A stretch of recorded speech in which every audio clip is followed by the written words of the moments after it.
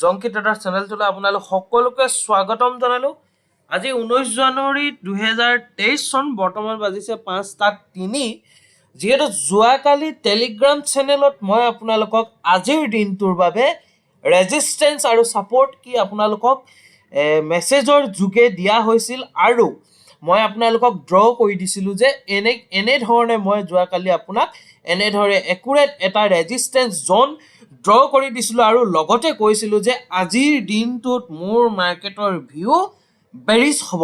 আৰু ঠিক তেনেদৰে মাৰ্কেট অলপ গেপ ডাউন অপেন হ'ল। গেপ ডাউন অপেন হৈ আমাৰ ৰেজিষ্টেন্স জোনটোত মাৰ্কেট গৈ পুনৰ ৰেজিষ্টেন্সৰ পৰা পুনৰ বেক লৈ আহিলে। কিন্তু আজি মাৰ্কেট আমি সাইডৱে বুলিও ক'ব পাৰোঁ, যিহেতু আজি এক্সপাইৰী দিয়ে, বৃহস্পতিবাৰ এক্সপাইৰী ডে। আজি অপশ্যনৰ উইকলি অপশ্যনৰ এক্সপাইৰী হয়, সেয়েহেতু আজি হয়তো আমাৰ অপশ্যন বায়াৰতকৈ অপশ্যন চেলাৰে আজি যথেষ্ট প্ৰফিট লাভ কৰিছে, কিয়নো আজি প্ৰিমিয়ামটো ডিকে হ'ল মাৰ্কেটখন একে জেগাতে ঘূৰি থকাৰ বাবে।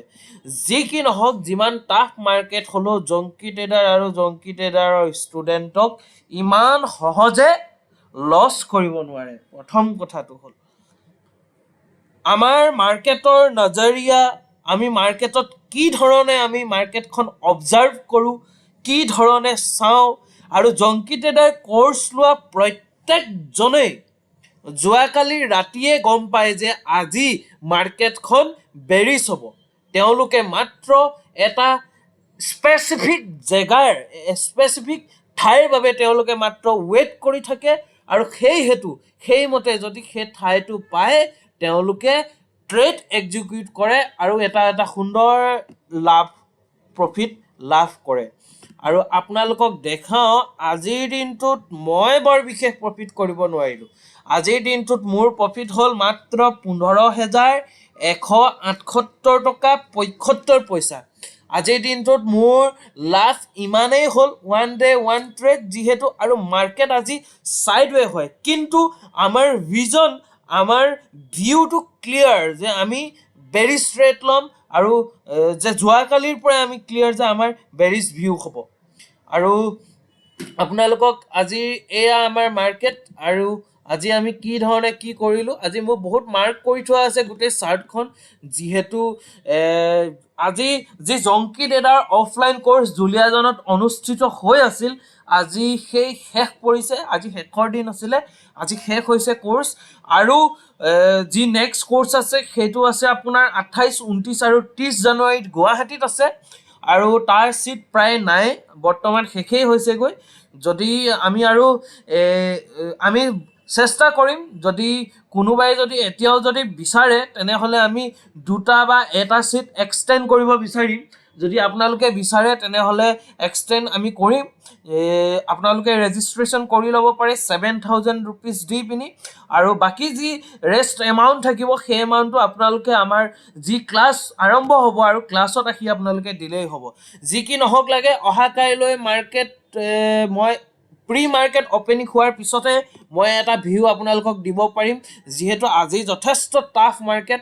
আপোনালোকে যোৱা দিনকেইটাৰ তুলনাত যদি চাই, প্ৰত্যেক দিনাই বেংক নিফটিয়ে ইমান সুন্দৰকৈ মুভমেণ্ট কৰিছে।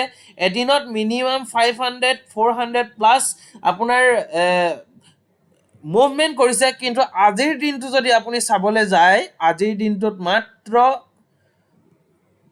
270 পইণ্টছে মুভমেণ্ট কৰিলে, যিটো বেংক নিফটিত বহুত ৰেয়াৰলি হয়, কেতিয়াবাহে এনেকুৱা ধৰণৰ হয়। আৰু নিফটি আপোনালোকে দেখিলে নিফটিত অলপমান মুভমেণ্টাম আছিল, তথাপিতো যথেষ্ট কম। আৰু নিফটিটো সেই মাৰ্কেটখন গেপ ডাউন অপেন হৈ ওপৰলৈ গৈ প্ৰায় ৰেজিষ্টেন্সৰ আশে-পাশে ৰেজিষ্টেন্স লৈ পুনৰ তললৈ আহিলে। যি কি নহওক লাগে, আজিৰ প্ৰফিটটো আপোনালোকক দেখালোঁ 15,178 টকা, যিহেতু আমাৰ কণ্টিনিউৱাছ প্ৰফিট হৈ আছে। আৰু আমাৰ যি ফৰ্মুলা, তাত আপোনালোকৰ খুব বেয়া দিন হ'ব লাগিব, তেতিয়াহে আপোনালোকে সেই লছটো দেখিব মোৰ একাউণ্টত।